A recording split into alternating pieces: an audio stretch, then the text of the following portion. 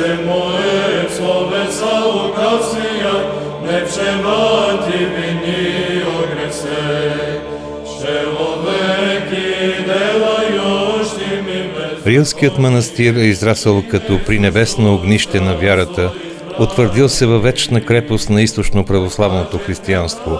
Той е извор на народностното самосъзнание на българите.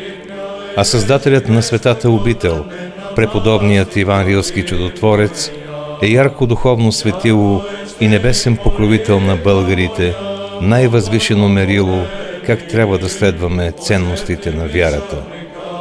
Възникнал в X век, Рилският манастир се превръща в български Иерусалим, неизменно събиращ поклонници, дошли да утолят жаждата си за вяра, да открият утеха, да озарят душите си с надежда.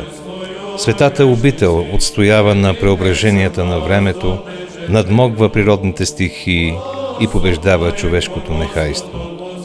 Това място, осветено от молитвите на свети Иван Рилски, на неговите сподвижници и последователи, надживява държави и империи, надраства идеологии и обществени системи, дава духовни сили не само на православните българи, но и на всички вярващи в Божественото откровение.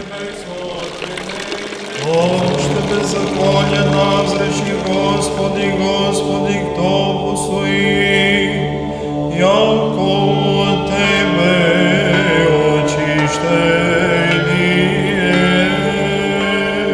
Днес, когато българите се отърсват от привичките на тоталитарното безверие, осъзнават колко дълбоки са пораженията в духовния им мир. Загубеното стадо мъчително се връща към вярата, укрепвайки порутените храмове, съзиждали ги предците в различни времена.